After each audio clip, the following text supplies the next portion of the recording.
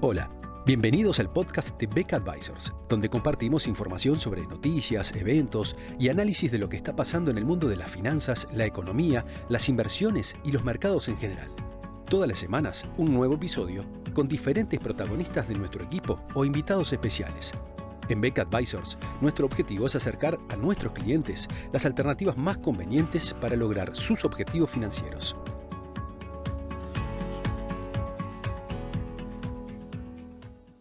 La Reserva Federal de Estados Unidos decidió, tras su reunión del 30 de julio, mantener la tasa de política monetaria, que es la que utilizan los bancos para sus transacciones diarias, en el rango entre 4,25 y 4,5% anual, contrariando las aspiraciones del presidente norteamericano Donald Trump de que se produjera ya en esta reunión una reducción en la tasa de interés, pero manteniendo en líneas generales el tono con que esta política se viene justificando desde hace ya varias reuniones del comité. La justificación que emana del comunicado y de la conferencia de prensa que el presidente de la Reserva Federal, Jerome Powell, dio en la tarde de ayer, sigue siendo de que el estado de la economía norteamericana, evidenciado a través del empleo, el crecimiento de la actividad, sigue siendo bueno, y que la inflación permanece todavía por encima del objetivo del 2% que la Reserva Federal tiene. Justamente también en el día de ayer se dieron a conocer los datos del PBI norteamericano en el segundo trimestre del año, el cual mostró un sólido crecimiento de 3% entre el segundo trimestre y el primer trimestre a tasas anualizadas y desestacionalizadas.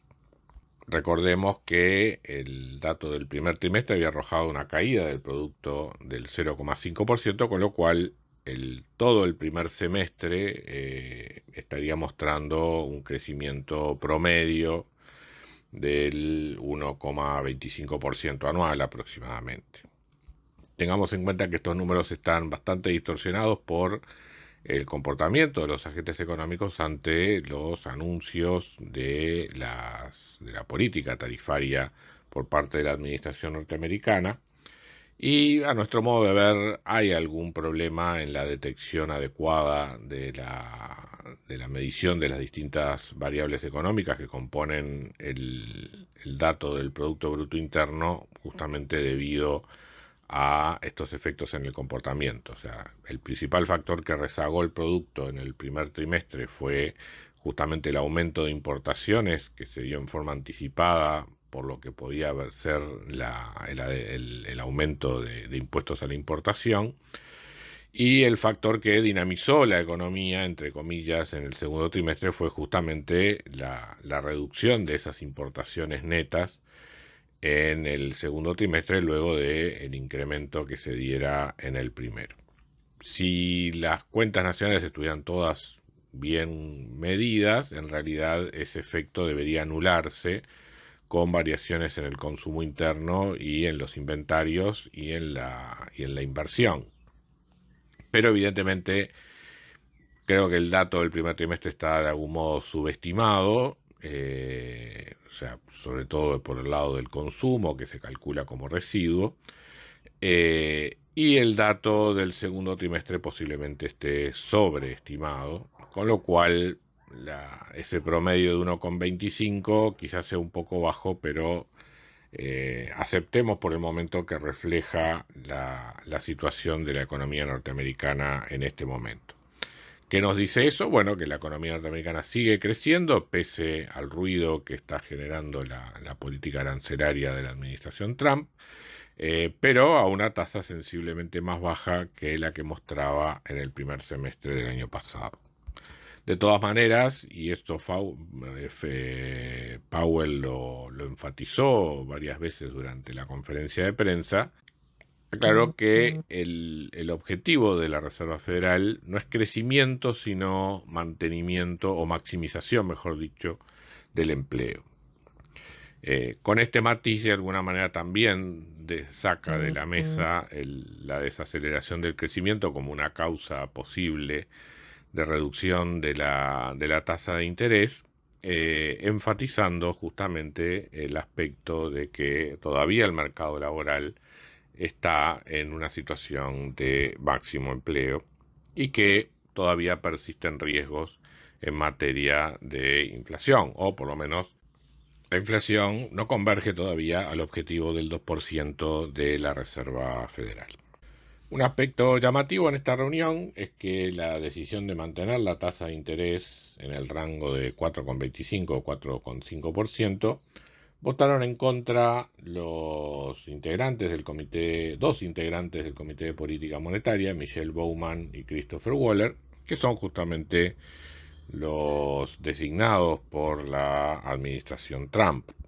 En el caso de ellos, un poco acompañando lo que han sido las presiones del presidente norteamericano, ellos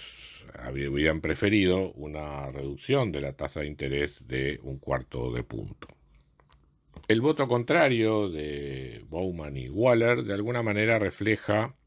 que la Reserva Federal no solamente decidió por mayoría mantener la tasa de interés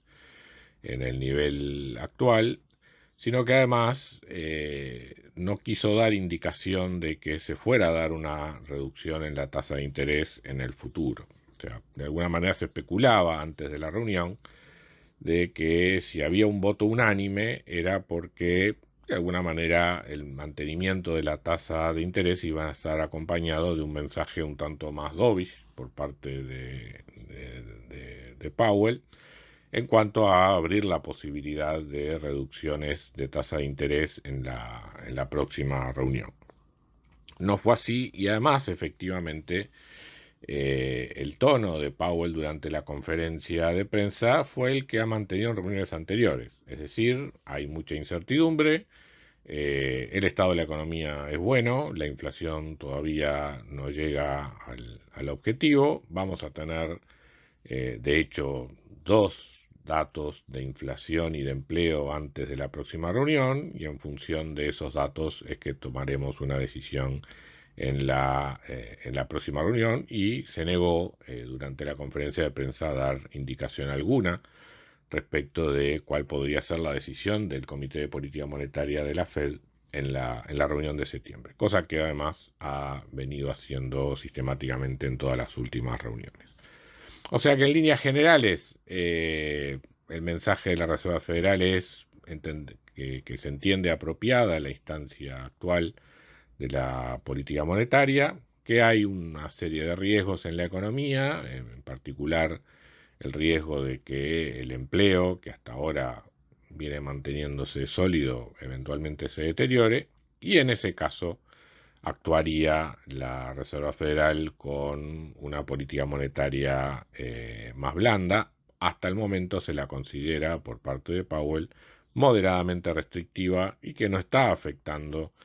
el desempeño de la economía norteamericana, generando un balance apropiado entre mantener el empleo y continuar llevando la inflación a los objetivos de la Reserva Federal. El otro punto que quiero terminar de destacar en este comentario es la cuestión fiscal, sobre la cual se le preguntó a Powell en la conferencia de prensa y él se negó a hacer comentarios al respecto, excepto en lo que tiene que ver con una cuestión que dejó muy clara, o sea, ante una pregunta concreta de uno de los periodistas en cuanto a si le preocupaba a la Reserva Federal el costo que la política monetaria viene teniendo en términos de financiamiento para el gobierno federal, Powell fue muy claro en señalar que eso no está en los objetivos de la Reserva Federal. Pero teniendo en cuenta lo que es la situación fiscal de Estados Unidos, la dinámica de deuda creciente, la insostenibilidad de la trayectoria de la deuda norteamericana actual, y dado que no hay remedios a la vista en materia de política fiscal, cabe esperar que una vez que Powell haya terminado su mandato, puede haber un cambio de postura en la Reserva Federal y, bueno, de alguna forma contribuir al financiamiento del sector público norteamericano con tasas de interés más bajas, eventualmente con una inflación mayor. Powell fue muy claro en señalar que ese camino lleva a una pérdida de credibilidad de la Reserva Federal, pero bueno, va a ser uno de los focos de tensión que seguramente observemos en los próximos años, no solo en Estados Unidos, sino también en otros bancos centrales en el mundo. Muchas gracias a todos por escuchar otro episodio del podcast de Beck Advisors. Te invitamos a compartir este podcast con tus amigos, colegas, dejarnos tus comentarios o reviews y seguirnos en nuestras redes sociales Instagram, Twitter, LinkedIn y también nuestro canal de YouTube. Visítanos en nuestro sitio web beckadvisors.com para leer nuestros informes, reportes y conocer más sobre nosotros. Hasta una próxima entrega y muchas gracias.